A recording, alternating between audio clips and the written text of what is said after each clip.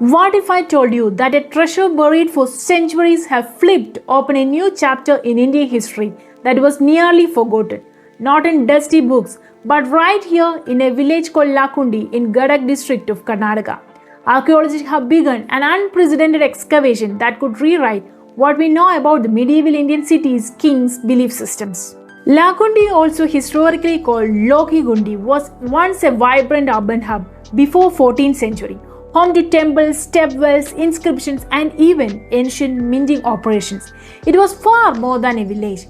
It was a thriving city of commerce, culture, and religion. Now, after the recent unearthing of gold ornaments buried in a copper pot, the Karnataka government has launched a full-scale archaeological excavations in partnership with the top authorities, revealing the layers of the forgotten history. This excavation is not just a treasure hunt, it's a professionally sanctioned scientific effort. The Karnataka government has authorized digs at Kotte Veerabhadreshwar temple site under the supervision of Department of Archaeology, Museums and Heritage, the Lakkundi Heritage Area Development Authority and the district administration.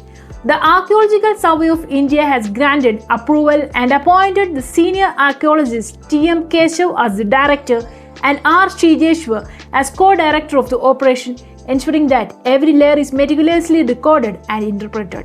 On the very first days of 2026 excavation, workers uncovered a Shivalinga-related artifact, likely part of the ritual water flow or ceremonial use, hinting at religious practices intertwined with the city life. Officials have even restricted public access to protect the site's integrity as specialists document every find and prepare for expert analysis. This is not a random site. Lakkundi was once ruled by successive great dynasties, Western Chalukyas, Rashtrakutas, Hoysalas, Kalachuris, and later the Vijayanagara Empire. It was so wealthy that gold coins were minted locally, an extraordinary sign of economic power in the medieval India. Each dynasty left traces not just in temples and inscriptions, but in urban infrastructure, stepwells, water systems, religious complexes, and markets that tell us how people lived, worshipped, and governed. With over 50 temples, 101 stepwells, they are Kalyanis. Lakkundi was a marvel of engineering and devotion.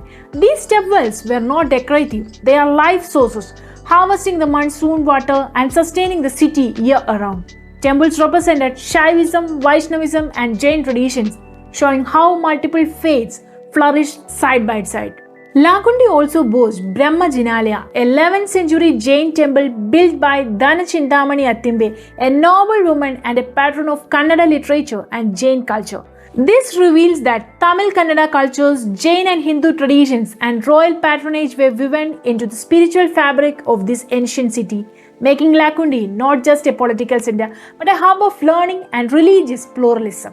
The work being done now is not just digging, it's unveiling how medieval India functioned as an interconnected world. The discoveries may illuminate how cities were laid out, how trade flowed, how religion influenced the governance, and how art and architecture migrated across kingdoms such as Chalukya, Hoysala, and Vijayanagara spheres. Previous digs in 2004 and 5 and a survey in November 2024 collected thousands of artifacts, prefiguring this moment of excavation urgency. Karnataka is now pushing to include Lakkundi into the UNESCO World Heritage Tentative List, following a global recognition of other Karnataka treasures. This step would not just protect the site, it would secure its place on the world stage as one of India's most significant medieval cities, alongside the places like Hampi, Pattadakal, and Aihole, and bridging the gaps in our understanding of cultural evolution across South India's dynastic eras. Lakkundi teaches us that history does not always vanish in wars or flame. Sometimes it sleeps beneath the dust, waiting for the right hands to awaken it. If you believe India's heritage should be seen, shared, and celebrated, like, share, and subscribe. Because some stories are not just written in books, they are dug out.